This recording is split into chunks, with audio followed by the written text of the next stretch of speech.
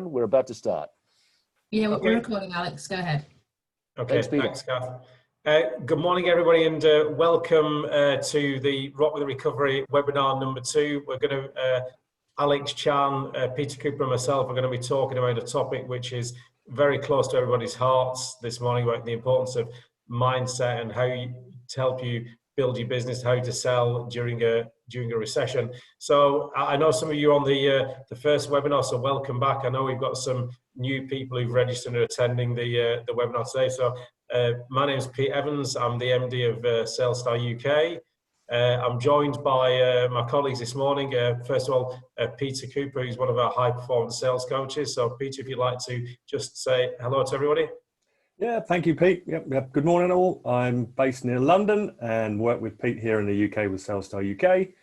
I've got a real passion to develop people, to develop business, and I'm really keen to get into today's topic because it's very much about helping people, which will definitely help your business. And we're also joined by two of our colleagues from New Zealand. So Alex Chan, who's the the head of global learning for SalesStar. So Alex, do you want to introduce yourself? Good morning, everybody. Nice to be with you. For those of you who were here last time, nice to be with you once again.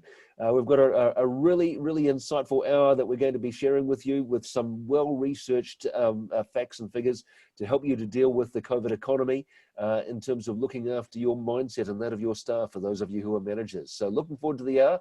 Stay with us, and I promise you that if you stay to the end, then we'll answer many questions that you might have been thinking about. Yeah, we're also joined by Lisa Carter, who's helping us run the webinar, and then finally we've got Kath Edmonds from our team in the UK. So Kath, just want to say hello to everybody for me, please. Yeah, of course. Morning, everybody. So I'm based up in Leeds. I'm part of the SalesStar UK team as the sales development leader. And please do reach out to me throughout the webinar. There's question and answers sessions that will be towards the end of the webinar. So please do fire your questions over on the chat. Or the separate question and answer button at the bottom. Thank you. Fantastic. So I'm going to pass over to Alex. He'll be leading this morning's webinar, and Peter and I are going to be contributing the appropriate. So Alex, over to you. Well, thank you very much for that, people. All right. So Kath made mention of chat, and I just want to guide you to that. You'll see a little box there on your tools if you're not already familiar with Zoom. And it simply says chat, so feel free to open that up if you haven't already and type in any questions just to reiterate what Kath was saying, and we'll see about answering those at the end of the webinar. But keep them coming. We'd love to see you participate. All right, let's rock this recovery, panelists. So how's it going over there in the UK with what I call the COVID-19 economy? Here are some common concerns that are bulleted in front of you. Pete and Peter, this is confusing. I'll just call you Peter Cooper and Pete Evans for the sake of simplicity. Are you seeing out there that people's sales are maybe stalled or going down, or maybe customers are cutting costs because of the fact that things are tight, and maybe some of the people who are logged on right now may fear that they'll be cut out or they'll be put under some financial pressure by their customers? What are you seeing over there? Well, Alex, I think that's a great question. I think if I come at first, in my experience, what we're seeing with clients that we're working with is they're seeing longer sales cycles, deals getting stuck. They're having to deal with companies where their clients are making people redundant, so the decision-making process is getting longer. I think, one of the key factors, a lot of us have spent the last 2 or 3 months working from home. We're experiencing, salespeople and sales teams are experiencing fatigue, mental fatigue. You're having to adjust your mindset. Some sectors have been particularly hard hit, particularly the hospitality sector. I know we've got a couple of people on the call this morning who are selling into the hospitality sector as well, and that's just beginning to become alive. And I think the other fear factor in the UK is there going to be a second spike? And what impact might that have on the economy? And if you then connect it back to the fact that we've got the thing that won't go away, which is Brexit. So I think there's still a lot of nervousness. There are some businesses which are doing really well and are using what's happening as an opportunity to grow and pivot their businesses. But I'd be interested to see Peter's insight as well. Peter? Yeah, that's very true. And if you do read the newspapers each morning or overdo yourself on news, you can get into a bit of a worry state here in the UK. There are talks of redundancies from some businesses.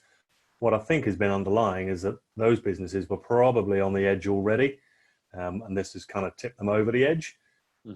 Conversely, there have been a number of businesses that have seen an upturn. I know one of our guests on the call today has seen an upturn in his business in terms of the world of training and training in the world of construction. So I think there are pockets of the economy that bizarrely are actually going up and having quite an upturn at the moment. So I think it's quite important that all of our businesses look to pivot and where they can grow their organization at the moment and not be fearful of changing and trying something new. So yeah, exciting times, but also a little bit scary. Yeah, and of course, it's that scariness, which of course impacts the mindset, which is what we're going to be talking about this session. Just picked up a note here from Chris. Chris has said that sales are dramatically picking up for our business division, but the overall group of companies have been hurt badly. Therefore, mental knock-on effect. So important they stay focused on my business. Interesting comment there, isn't it? From Chris.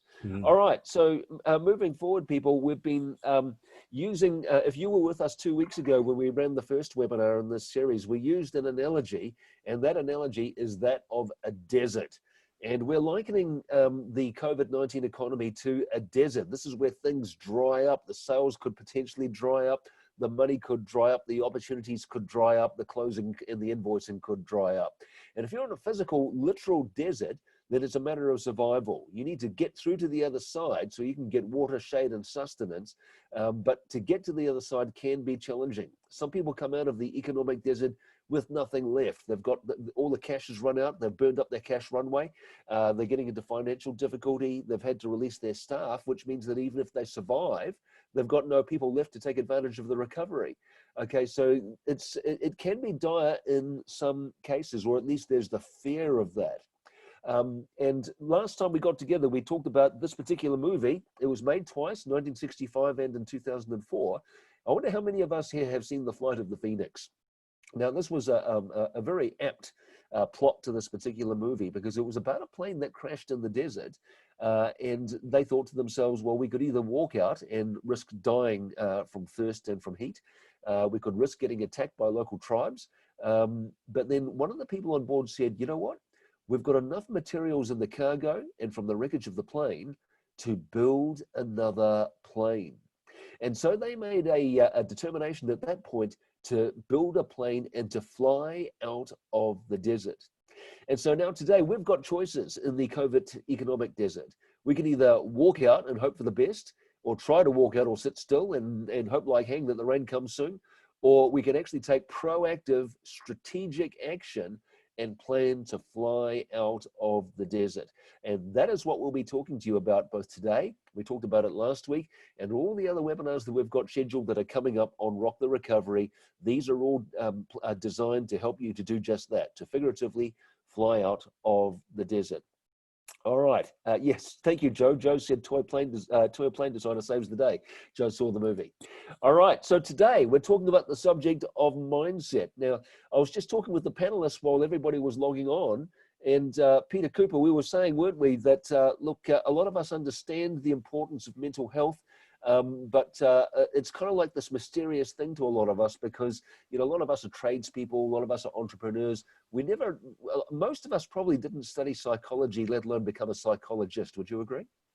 Absolutely. You're right. Most of us have got into our businesses through our own strengths and areas of interest. And so this particular phenomenon, if you like, has become far more visible in the recent years and doesn't really stop in one area or the other. It's across all businesses. And I think there's a mixture. Some organizations pay a little bit of lip service. Some have really understood it.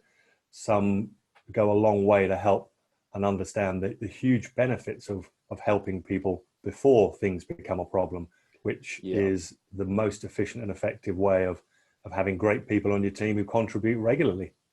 Yeah, so I'm going to be looking at this from two contexts over the next hour. Firstly, I'm cognizant of the fact we've got a lot of salespeople who are logged on, and so we want to be able to talk to it from the point of view of what a salesperson can do to help themselves.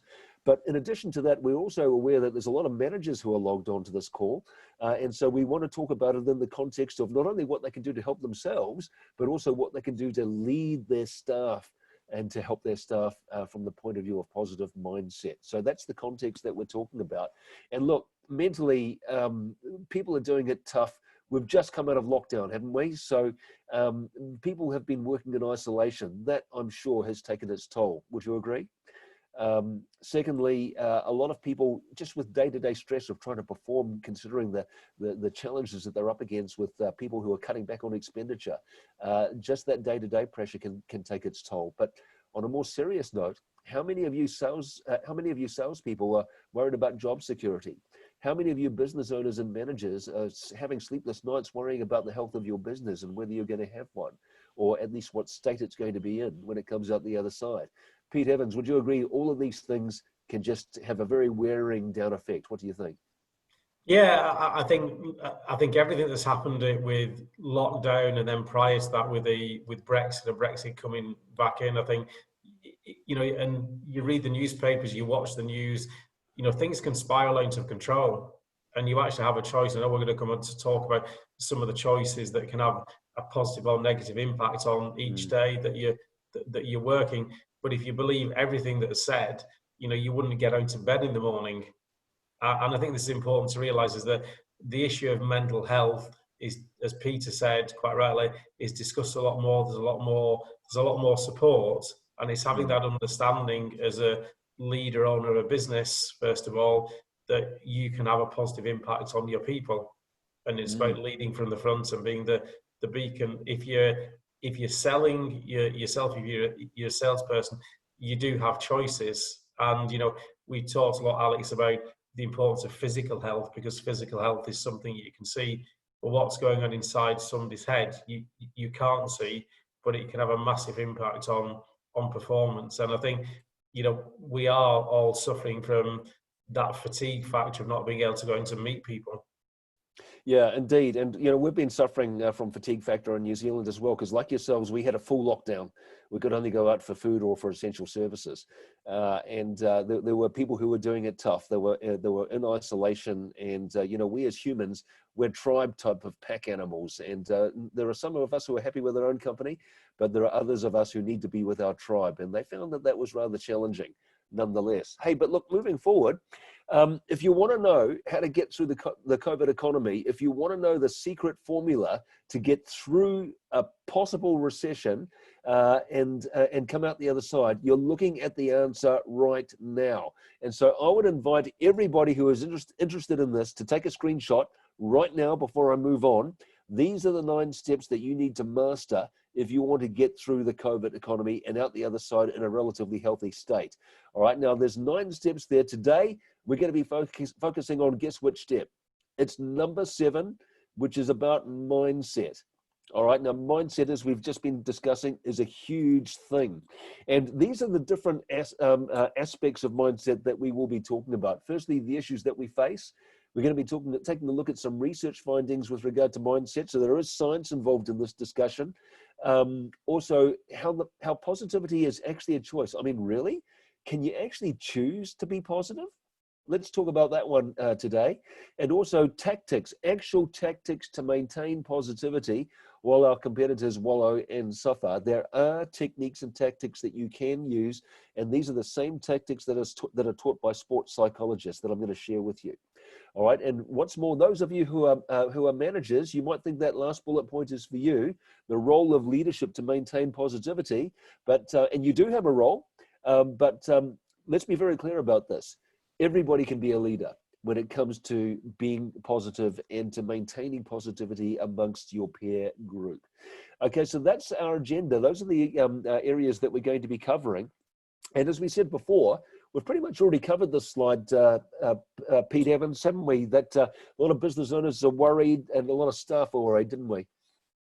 Yeah, we have. And I think it's interesting, the last point in the slide, Alex, about success is 80% down to mindset. And I think you made the great point before. Most of us went into sales and business not because we're psychologists, yet psychology is such an important part of what we do on a day-to-day basis. And just, coming back to the point I made earlier, you choose your mindset at the start of every day.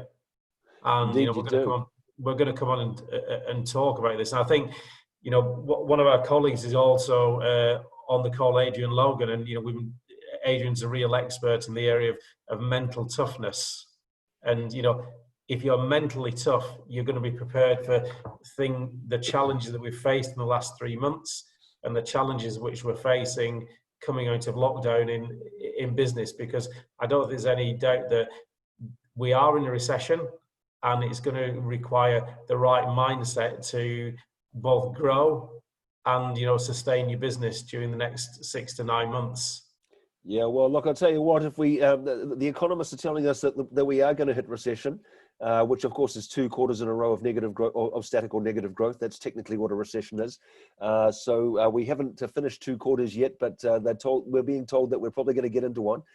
And I know that a lot of our clients are already in recessionary mode, regardless of whether we're technically in one or not. But I'll tell you what, Pete, this is going to be my third. I've survived the GFC in 2008, and I survived the 1987 crash as well. Now I'm showing my age, but I'm thinking, okay, here we go. But look, I echo your point there. That red point at the bottom of the slide there, it says that success is 80% mindset, which of course is what we're talking about today. That number is research-based, isn't it, Pete? It is. That figure there is based on the research of Objective Management Group, who've evaluated nearly 2 million salespeople over the last 30 years. And one of the key pieces of research is that that they found is that 80%, success in sales is attributable to 80% is attributable to the mindset of the salesperson. So you can have great skill as a salesperson, as a business owner, but if you lack the mindset to implement that skill, you're not going to be as successful as somebody else. And we always talk to clients when they're hiring salespeople is hire for mindset rather than skill. That's right, and I say qualities over qualifications, which is a similar type of thing. I see Chris has dropped us a question asking us about the source of the research. Peter, I think you just answered that one, didn't you? I did, but to anybody who wants more information on that research, then we can pick that up at the end, and we'll make note of that. But great question, Chris.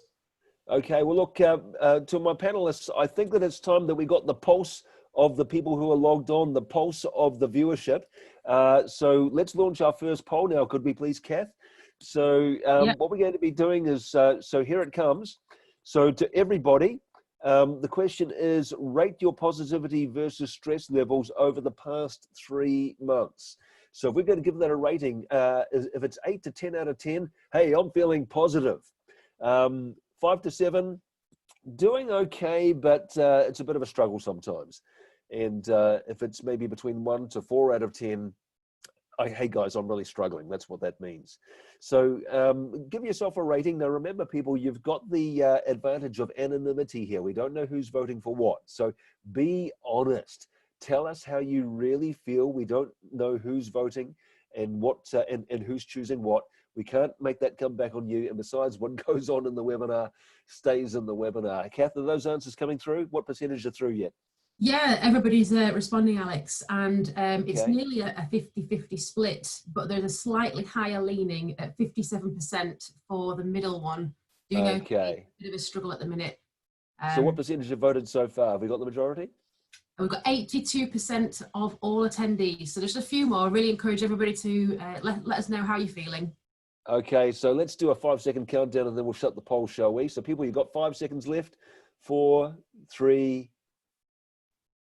Okay, could we please close those polls and look at the results, please, Kath? And if you'd like to take us through it. Yes, I'm just going to share the results with you now. Yeah, you started to take us through it, but let's take a look. There we go. Okay. So as you can see, 8 to 10, we have 38%, which is very, very good. The middle section, doing okay, 59%. And then we do have 3% I'm struggling as well. So maybe I'd talk a little bit around that, Alex. Yeah, well, I wonder if I can get the panelists to just do some analysis on that. Can we start from you, Pete Cooper? Yeah, I think that there's a little bit of honesty certainly coming through from 59% of people who recognise that things are just a little bit different right now, and that's great that people are recognising that. And I think in this environment where we are okay and safe to talk to each other about these challenges, it's great. I wonder if there's one or two people in that category who may be in the 1 to 4 who are really struggling. But again, one of the symptoms of mental health, etc., is the willingness to be that open. And I know we're going to come on later to talking about having a confidant and people whom we can speak with, who are the right people to chat to. Not your neghead mates down the pub who aren't always the right people to chat to, because they're only going to drag you down further. But we'll come on to that later, I know. So yeah, good that we're seeing a fair level of honesty here. And yeah, for the guys who have got the 38%, yeah, maybe they can do some of the rest of the webinar for us. Yeah, well, I'm glad that they came on, because it must be that they're part of the 38% who say that they're feeling really positive. Maybe they just need those few extra tools just to keep them keeping on. Pete Evans, quick analysis from you there? Yeah, just adding to what Pete said, I mean, and yourself, I think it's great to see that we've got 38% of people who polled are feeling positive. But I think there's a humility and honesty from people, right? The ones who are saying that they're doing okay, but it's a bit of a struggle. I think it's okay some days to say that it's a bit of a struggle. None of us are perfect. And I think it's important to have people around you who you support. And I know, Alex, that, you know, you've instigated in New Zealand the daily huddle and doing a temperature check. I think that's really important every day, that you do a temperature check with people around you. And it's okay some days to say that you're a 1, but if you've got, you know, you're 1 out of 10. But if you've got people around you who can support you, you've got tools you can use, you can get back on track, because you can get things out of context. Yeah, I'm pleased to say that when we did the temperature check, and we had to do it via Zoom because we were in lockdown, of course, that most people were well above 5 out of 10. They were somewhere around the 7s, 8s, 9s, and in some cases even 10s. But now that we've come out of lockdown, of course, we're all consistently around 8, 9, and 10. But yeah, there were days when people were down and the whole team would rally around them to support them and help them through. All right, well, thank you for that, Kath. I just want to make a comment there. 3% say that they're struggling. When you look at the number of people who are on this webinar, that's still quite a lot of people. Wouldn't you agree? When you look at the numbers rather than the percentages. Yeah. Indeed, Alex, yes. Yeah. Okay. Well, look, thank you, Kath. If we could just close that now, and we'll move on. Thank you. All right. So I want to talk about imagining the worst for a moment. I remember I heard a professional motivator once say that imagining the worst is nothing more than an abuse of the imagination. Now, Pete Evans, you're a very fit individual. You jog just about every day. I see your jogging routes on Facebook regularly. What can you tell us about how imagining the worst can actually affect your health? Well, I think there's an interesting use of language there in the first words. Imagining the worst. Actually, the worst is a negative word. So the way that you program your brain with words can have the wrong mindset. Well, and you can start the day with the wrong mindset. So if the first thing you do is switch on the news and you hear the economy is declining by 20%, and you've got a really important sales pitch, if you're a business owner or salesperson, then that's going to play in your mind when you're doing that pitch that morning or that afternoon. And just coming back to running, when I was out in New Zealand, Paul and myself challenged each other to run every day in January. And I think sometimes when you've got a task to do, it's the fact that you're doing something regular. And for myself, what I find with the discipline of running is not only does it make you feel physically better, but it also has a real impact on your mental health. It does. There is a connection between physical fitness and your mental health. There's no question about it. And there's a very scientific reason for that. It's because when you get stressed, you get ready for action to get out of danger. It's called adrenaline being released. So if we don't release that adrenaline by going for a run or doing some physical activity, it stays in you and it builds up as stress. Okay. So Pete Cooper, can I get you to maybe make comments on this? I see, look, the comments that say it can actually affect relationships both at work and at home. Anything you've got to add to that? Yeah, it's absolutely true. And as is rightly said from Pete as well, what we recognize is that when there is a lot of imagining of the worst, and I hate to say it, but the media are a very good source of this. If you watch news programs, then 90+% of the news is all about imagining the worst and painting the worst case picture.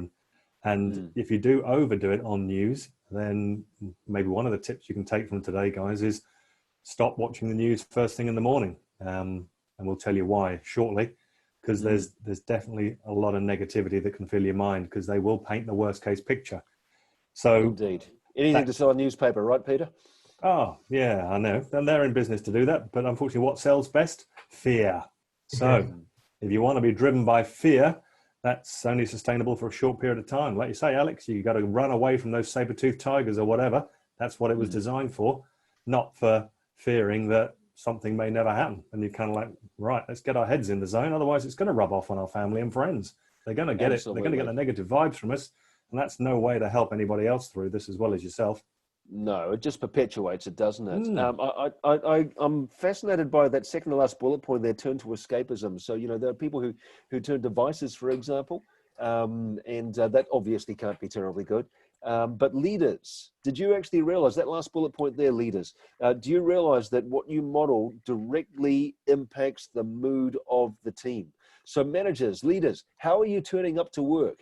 Are the edges of your mouth turned down, and are people picking up your body language, and are they picking up your tone? Are you barking at your team, or are you showing them how worried and stressed you are?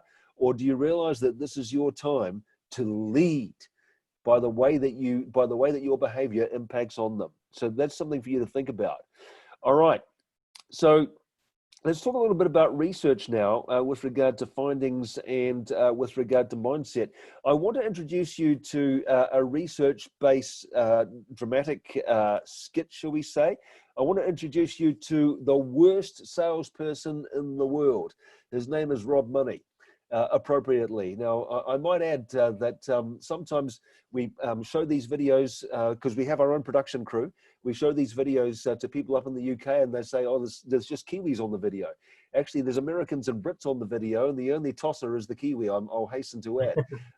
And here he is. Now, I want you to watch Rob Money's performance now and give some thought as to what do you think of this person. Would you employ him? Let's watch.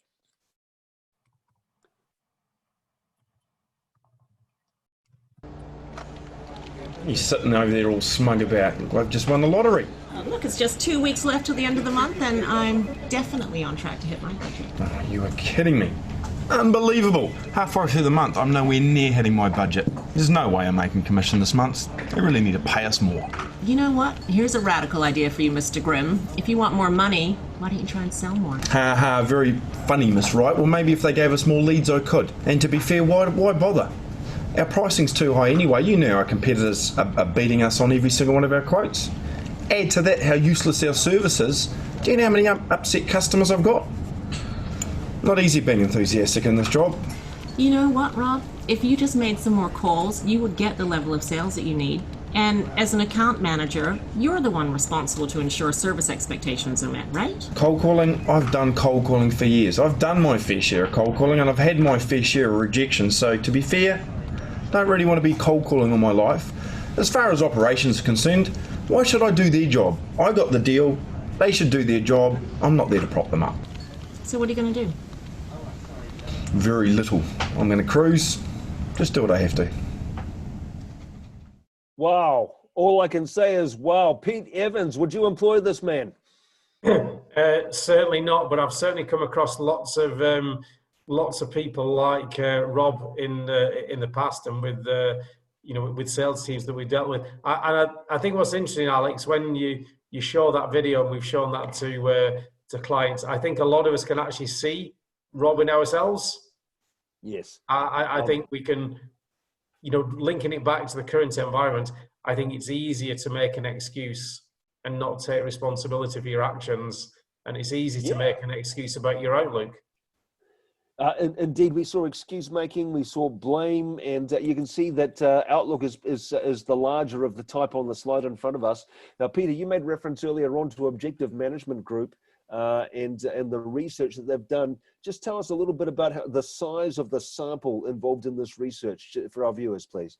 Well, I mentioned it before, Alex, but OMG have evaluated 2 million salespeople over the last 30 years, and they've got about 5 billion data points on what makes a successful salesperson. And on the slide there, you've got 4 of the will to sell competencies, which we know have a massive impact on the salesperson's ability to implement skill. So you can have the best skills in the world, but if you lack the mindset to implement those skills, you're not going to perform at the same level. So I think there are a lot of business owners, leaders, and salespeople out there at the moment who undoubtedly have skills to sell their products and services, but speaking to some of them, they lack the right outlook. And you know, if your customers are buying, they're not going to buy if somebody who's got the wrong outlook. You know, I mean, I had somebody, if I could share the story, I had somebody ring me up last week, and the first thing they said, it's really tough out there at the moment, and look at how the economy is declining in the UK and Brexit. And then the guy said, I'd like to talk to you about something I can sell you.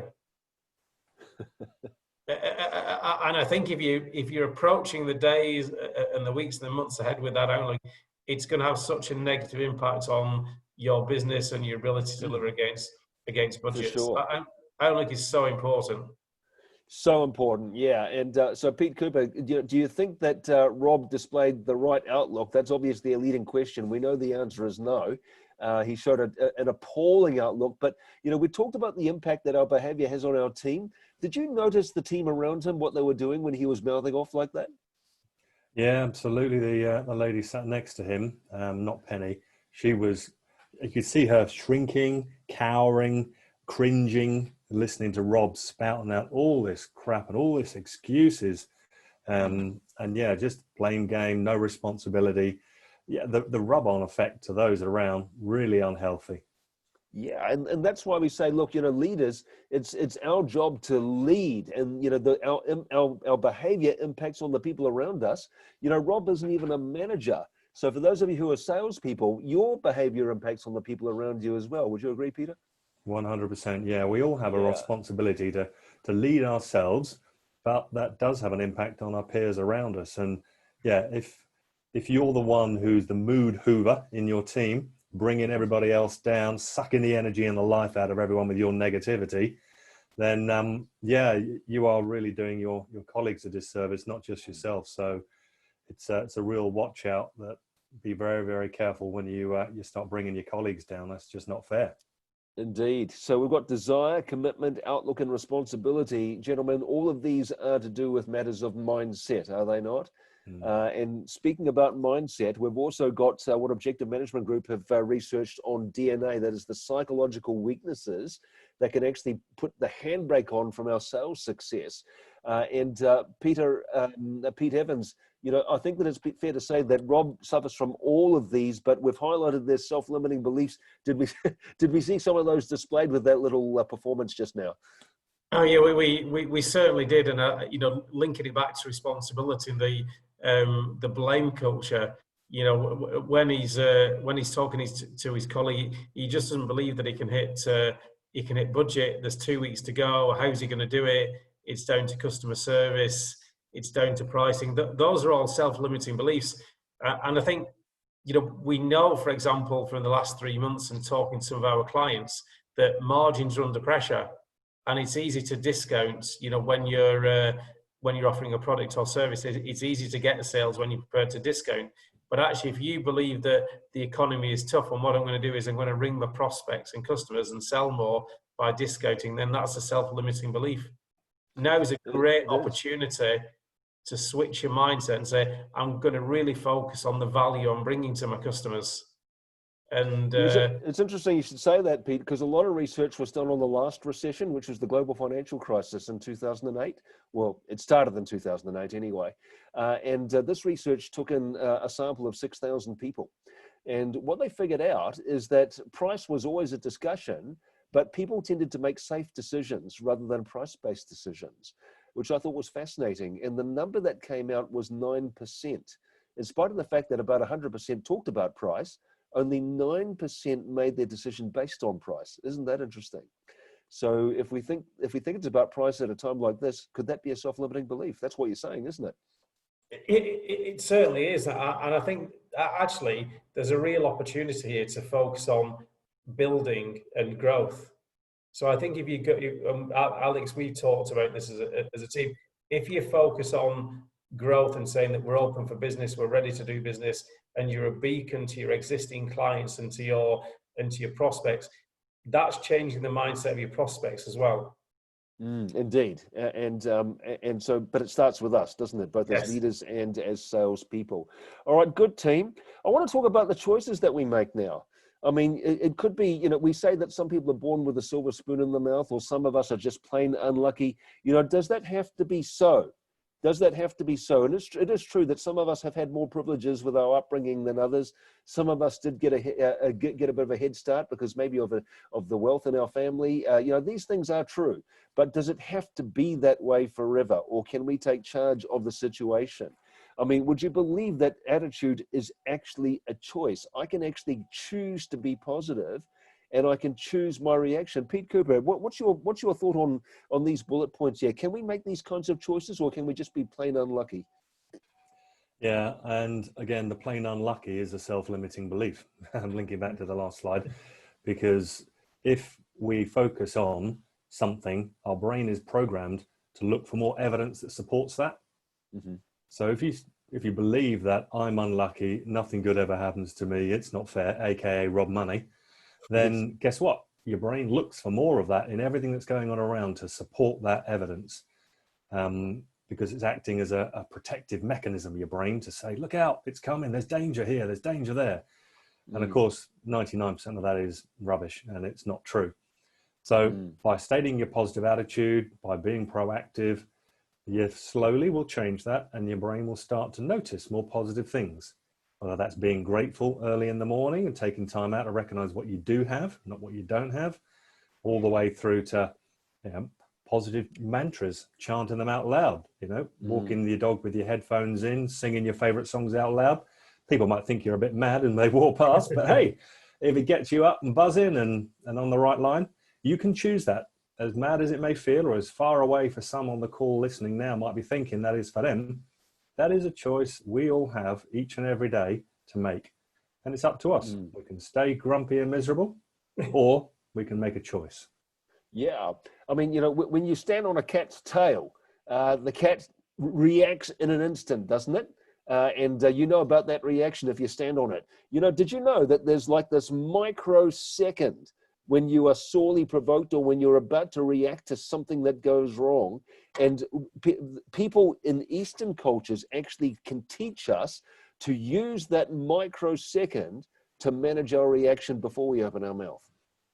So, you know, we talk about counting to 10 before reacting. We can actually choose, we can actually do it in a microsecond and choose our response. Number 3 says, choose my reaction even if provoked. And certainly, I remember there was an individual who talked about the as-if principle. His name's Ed Foreman. He talked about the as-if principle as an act as if. In other words, if I tell myself it's going to be a bad day, well, do you think the brain will believe that message? Of course it will. Yeah, but if I tell myself it's going to be a good day and I'm a 9.5 out of 10, you act as if you are feeling 9.5 out of 10, and guess what? It does a funny thing to the brain. What do you think it does, Pete Evans? Well, I think if you set out with a really positive attitude, it has such a positive impact on your day, how you interact with other individuals. You know, and it's interesting you talk about choosing my reaction, even if provoked. I think sometimes when people go out on the attack, they expect you to get defensive or even attack back. But if you actually choose to respond in a positive way, you get a different response out to that person who's gone out on the attack as well. And, you know, I think, you know, Alex, you and I and Peter have talked about this, about the impact of mental fatigue. And I was talking to Paul O'Donoghue about this, is that what I've noticed over the last 3 months is the more time I had to spend working from home with the family there, moving around rooms to find some space to work, the grumpier we got. And I think it's having that awareness of your environment, your own EQ, and how you choose your reaction. So you Yes, can change mindset. you're talking about EQ, aren't you? Emotional quotient or emotional intelligence, aren't you, Pete? Definitely, and I think it's having that level of awareness that it's also your environment which can have an impact on how you feel about things. And then I was thinking about, Peter and I were discussing a client, and quite a tough session we had with a client. I'm thinking, well, actually, at the end of that session, how did I come across the client, and was I letting my grumpy nature having an impact on our delivery?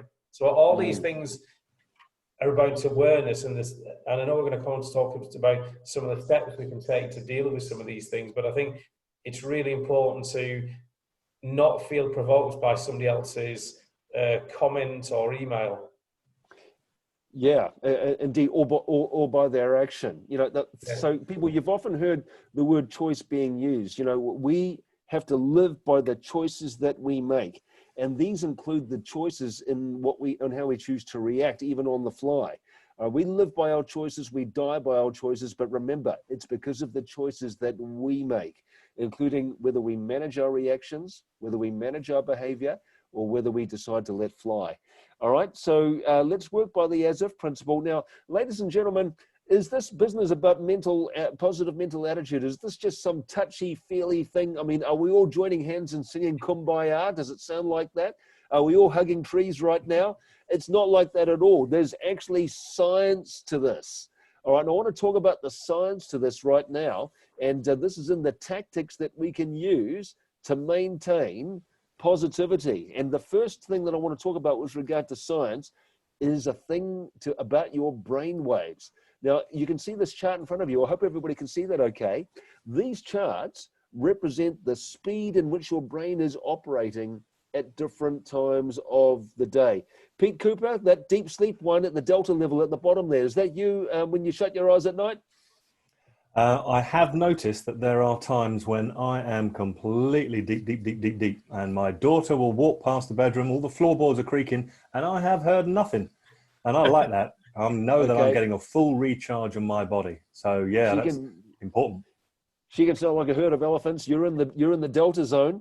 Pete Evans, when you're in the beta zone, which is on the top diagram there, your brain's going at 1,000,000 miles per hour, isn't it? It certainly is, and some days I wish that I could actually take my brain out and rest it. There's so much actually going on in the brain. Okay, yeah. Now, guys, here is where the science to handling stress comes in. Here is where the science to keeping positive comes in. Take a look at the alpha zone, which is the second line from the top, the alpha zone. Now, Pete Cooper, can you give us a bit of background on what the alpha zone is all about and how this brings science into handling stress and positivity? Yeah, absolutely. So as Pete's just highlighted, with the beta zone, your brain is so active that it's unable to come up with productive and useful thoughts. We're not designed to run at 1,000,000 miles an hour all the time. And therefore, when we do come out of sleeping and we're in that immediately kind of waking up zone, our brains are very receptive, they're open, they're full of possibilities for the day ahead and for the time ahead. And they're not overburdened with everything else that's going on in the world. So there are some people who will say, take 3 deep breaths and get yourself out of beta down into alpha again when you start feeling you're getting over anxious. But in this alpha state, you're in a great place to be receptive and listen to the positivity. So hence not perhaps watching the news in the morning, listening to positive reaffirmations. And that's a really good zone and a good time to feed yourself healthily. Yeah, I wonder how many of our viewers listening right now, watching right now, actually realize that what they do in the morning when they wake up, have they realized that their brain is usually in the alpha zone in their first waking hour, and that is the time to take information in. That is the time to take in positive information. Peter, you're talking about maybe listening to the news, and that can drag you down for the day, right? That's getting off to a poor start. Yeah. But what about if we listen to something positive, like a podcast or something from TED Talks, or even to some really lively music, or maybe even this? Pete Evans, I know you'll agree with this one, going for a run. Now, I'm imagining that person going for that run has got some earbuds in, but that other person on the right-hand side is on the bus by the looks of things, and she's probably listening to a podcast, maybe something from TED Talks, maybe something positive, something educational. Both of these people are using their time while their minds are in the alpha zone to reboot, to restart, to refresh. Comment on that, Pete Evans? Yeah, I think that's definitely important. And actually, you know, we were talking about this the other day, Alex, with Paul, you know, and I know Paul mentioned this as well, that, you know, he used to start the day by, the first thing he'd do is get up out of bed, look at his phone, start checking emails that are maybe sort of coming overnight. And actually, that's actually the worst thing that you can do, is to pick your phone up at the start of the day. You're not getting yourself into the zone. And again, I used to do that as well. And what I've started to do at the start of the day is to actually get into bed, go for a walk, or go for a run, and then come back and have a shower, but actually not touch the devices you've got around you, and unless it's to listen to a podcast or a TED Talk and do something positive with it. But stop checking your devices first thing. You know, stop going onto Facebook when you wake up in the morning. Do something, take some positive action, because you actually set yourself up for the day. You do indeed. So people, ladies and gentlemen, just to repeat and just to reiterate, just to make sure we really make this really clear, your mind is programming itself when it wakes up in the morning. And that is because when you wake up in the morning, your brain patterns are at the alpha zone. So what are you doing to program that brain positively? Are you going for that run? Are you reading something inspirational? Are you listening or watching something inspirational, or all of the above? All right, so this, just like you would reboot your computer, you have the opportunity to reboot your mind and program it positively for the day within that first hour of waking up. This is a scientific fact, and professional sports motivators know this. This is what they teach their athletes. Okay, so much for the alpha zone. What are some other tactics there to maintain positivity? So we talked about alpha level programming just now, which is point number 1. And I talked about the as-if principle, or the act-as-if principle as well. Your brain will start to believe it if you keep telling it positive messages. Pete Evans, good diet, I think that's pretty self-explanatory. Wouldn't you agree? It is very self-explanatory, because you know, we talk about feeding the brain to clients, but actually I think what you put in your body has such an impact on how you feel. And I don't mind sharing this with the people on the call, but I actually went for some blood tests recently, and you know, one of the outcomes is that I was told that I was pre-diabetic, and my doctor said to me, there are 3, I want to get these scores down, and my doctor said to me, there's one thing that I want you to do. I want you to cut out cake, chocolates, and biscuits. Now, I've only been doing that for about 10 days, but I actually feel far more energized. So by making some changes to your diet can have a positive impact on your energy levels. What's that computer saying, Pete? Junk in, junk out, isn't that right?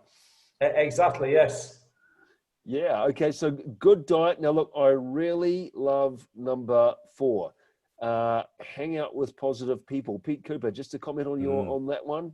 I mean, absolutely. Look, let me start this. As a parent, you're concerned about the friends that your children keep, are you not? Yeah, absolutely. Yeah, you don't want to hang out with the wrong crowd, do you? No. Well, when are we going to start worrying about who we hang out with? Do you want to carry on that discussion? Yeah, very valuable one. And it may be that during the last 3 months, we've noticed that people around us who we all thought were, they're okay kind of guys, actually, they may well have started to turn out to be mood hoovers. And we've got to be really careful where we spend our time, and what kind of level of influence we allow ourselves to have, and what impact that's having on us. And Pete Evans mentioned earlier about awareness is the first step of EQ, because once you're aware of it, then you can make some choices. You can say, yeah, I'm happy to stay with this, or no, something different needs to change here. And you might need to be quite brave, and with other work colleagues or non-work colleagues, you might need to call out to someone. I've noticed that your negativity is dragging me down. How many of us are brave enough to do that with our friends and our work colleagues?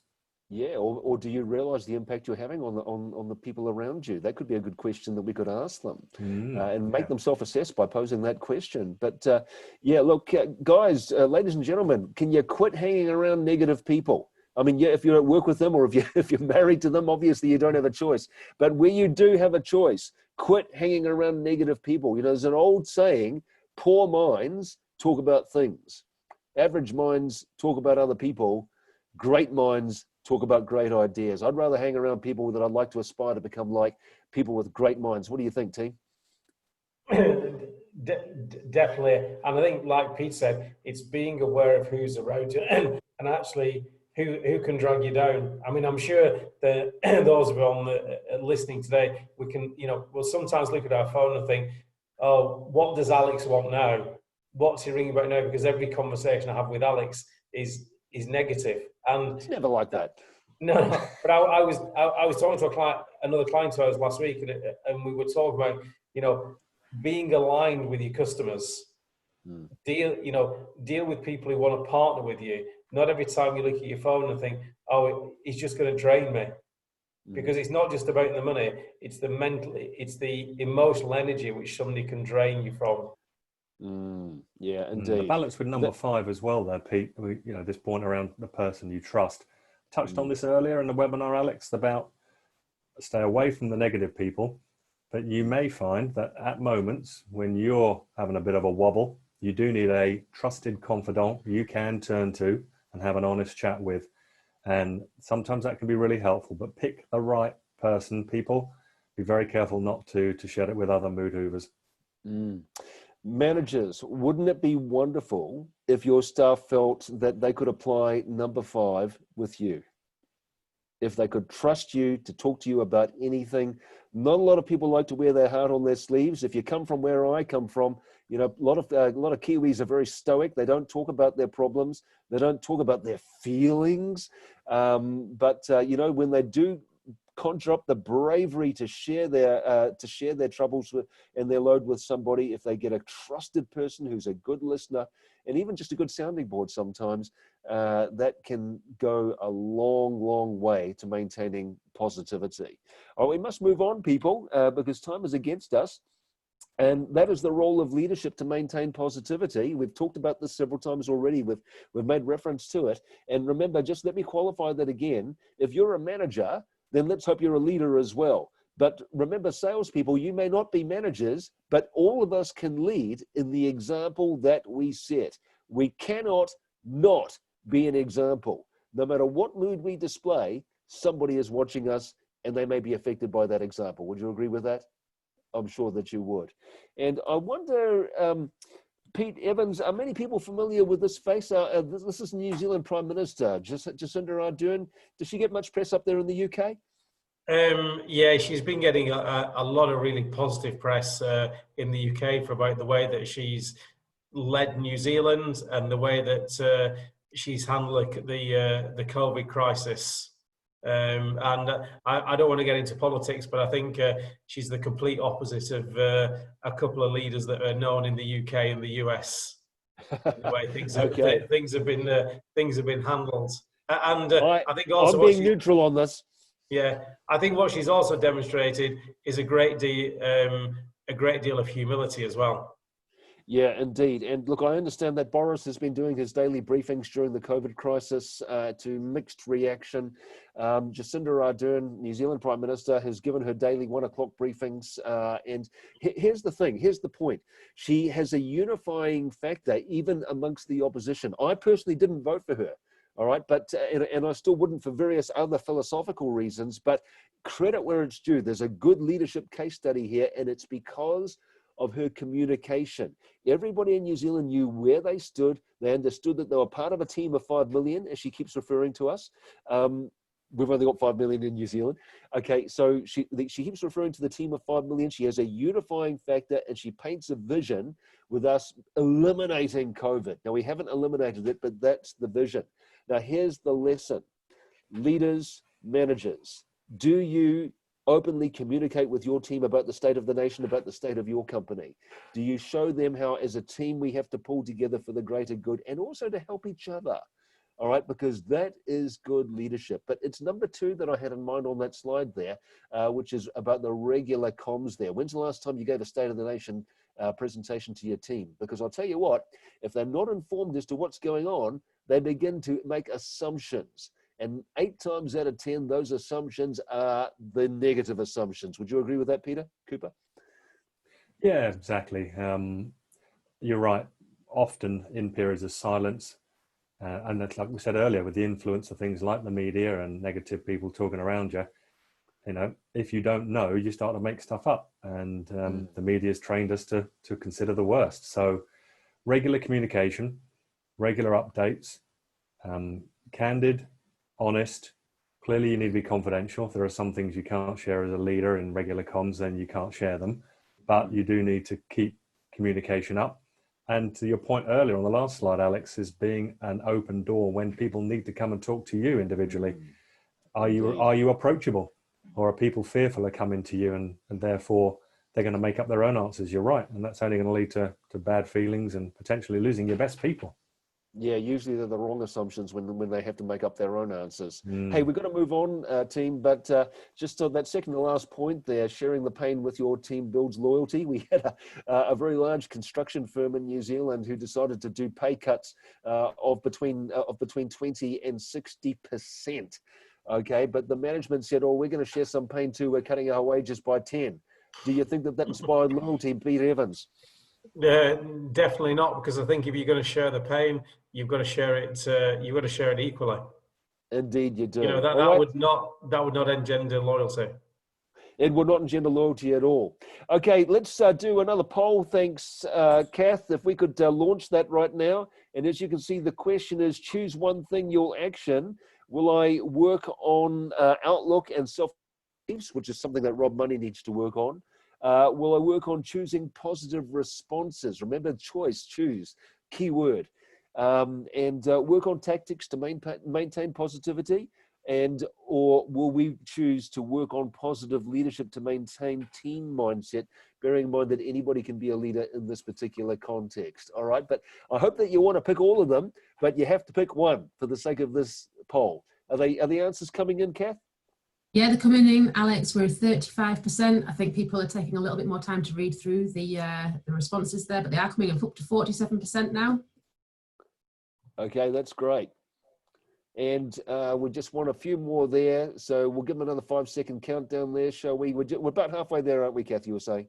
Well, it's got up quite quickly now, up to 80%, so last few seconds to vote. Okay, let's close it down now. That's great. Let's see what the results are. Thanks, Kath. Okay, sharing the results now. Whoa. So one thing that people will action: working on Outlook and self-limiting beliefs, 21%. Choosing positive responses, 28%. The highest in there is to maintain positivity at 31%, and positive leadership is 21%. That's a pretty even spread, isn't it, Kath? Yeah, pretty even. Yeah, but I like the fact that just the 31% that just snuck ahead of everybody else at 31%, and they're going to try to develop tactics to actually maintain their positivity. That's very, very heartwarming to know that they're going to attempt to do that. But in all cases, it was the right answer. Thank you so much, Kath, for sharing that with us. Very evenly spread. And one more thing to participate in, people, and that is a survey, please. We're really interested in knowing what you want. We want to know what our customers and what our market is after. Would you be interested in knowing more about objective management group evaluation tools? We talked about the OMG research. They've evaluated 2 million people over the last 3 decades. Would you like to know more about that and to assess both your mindset and that of your team? Okay, number 2, would you like to get your own, this is for managers only, would you be interested in knowing more about it, what's involved in getting your own executive coach, your personal coach? Number 3, you saw a short video. Those of you who are interested in subscribing to the entire video series, that's another thing that you might choose. Or LinkedIn lead generation and screen-to-screen selling. A lot of people are screaming out for more leads under the current environment. Would you like to learn how to use the algorithms in LinkedIn to get more leads to your door? Or would it be all of the above? Are the answers coming in there, Kath? Yeah, everybody's replied now, Alex. Okay, we can close that down. We won't share the answers, but thank you very much, people, for sharing that with us, because it gives us really good guidelines as to what the market wants. Thank you very much for helping us out there. All right, next webinar. We're going to be looking at effective process in challenging times. I'm sure you would agree, wouldn't you, ladies and gentlemen, that sales has changed more in the last 3 months than it has in the last 30 years. Boy, things have changed. How is it that some people have been able to keep on going through the lockdown and still keep their sales pipeline moving along, still keep the opportunities pushing through the pipeline in spite of the fact that we're locked down? Is it possible that they figured out new ways to formulate their process to stay current? So we're going to be taking a look at that the next time we get back together in 2 weeks' time. Pete, over to you. Thank you so much. So thanks so much to everybody for attending this morning. Thanks so much for Alex and Lisa for joining us so late in New Zealand in your evening, and thanks to Pete as well. We have had some comments, but we can also open up some. We've got a little bit of time now for some questions and answers as well. So we've had some great comments. But if anybody's got a particular question that they want to ask, we're more than happy to take it now as well. So if anybody's got any questions or they want to ask a question live, we can take a couple of. We've got time for questions. There's a question that's come in as an anonymous one. So if you are a sales leader, just around if you're aware that there is a bit of a negative mindset within the team, what can be done from a coaching perspective? Okay, that's a good question. So you're a leader, you know there's a negative mindset within the team. How can we coach them there? Pete Cooper, have you got some insight into that one? Yeah, absolutely. I think the reality is you have to address it. You can't hide and ignore it. So the first situation I would do in that moment is, knowing the individual, I would find an environment to go and have probably a coffee off-site if we can physically do that in a socially sensible way, a distance way, and just ask someone, how are they? And explain. And if you need to give some honest feedback, when I noticed this is the impact it had, and what we'd like to see differently in the future is. And often once you start having a conversation and you show the other person that you're willing to go there, they are far more likely to open up and start to share back.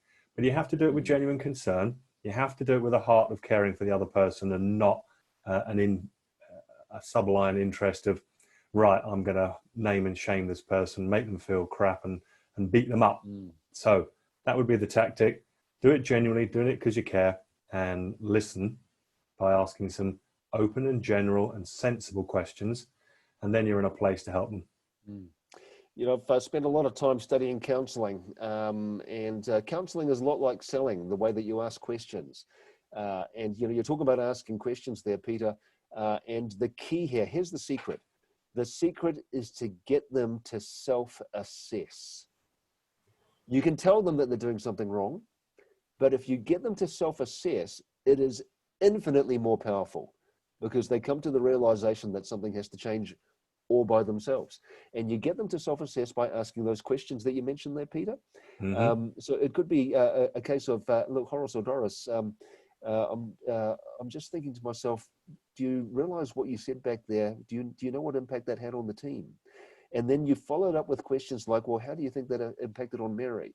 Well, how do you think that impacted on Terry? That forces them to self-assess, and they begin to realize, oh, that could have been a bit better. Pete, Evans, anything to add to that? Yeah, one of my friends, another coach, is called Dave Evans. He uses something called the law of comparison. So he said, when sometimes people are being negative, they're in a negative state, or they're moaning about things that's going on around them in the world, he asked them to write down, and you know, what's working, what have they got to look forward to, and actually compare their lives and their outlook to other people. Because I think sometimes when you write things down and you compare your own life or your working environment to others, you realize how positive it actually is. So I think that's what there's a comment coming here from Michael Shear: how to counter fear versus encouragement. One senior exec arguing that it is disingenuous not to tell people that their job isn't safe, and that if we fail, we lose our jobs. That's a really great commenting question, Michael. I don't really want to give it a quick comment, Alex and Peter, before we sort of wrap up. Peter, do you want to start? Yeah, absolutely. It is a very fine balance, and a lot of it will be down to the company culture and what's already there. If you start talking about jobs not being safe, then, and that's just completely alien to your culture, it's only going to rifle fear through everybody. I think there are ways you can talk about, you know, this will help the business be more successful when we do this. This will help to reverse our current challenges. We can talk in that kind of language, which is encouraging and helpful. But yeah, once you start saying things, it's hard to unsay them. And also be very careful of the word not. The brain forgets the word not. So if you say, yeah, it's not a problem, people hear it's a problem. So just be very careful in our comms about that cheeky little word in there, not. Yeah. Yeah. Not wanting to avoid the elephant or wanting to avoid the elephant in the room can indeed be disingenuous.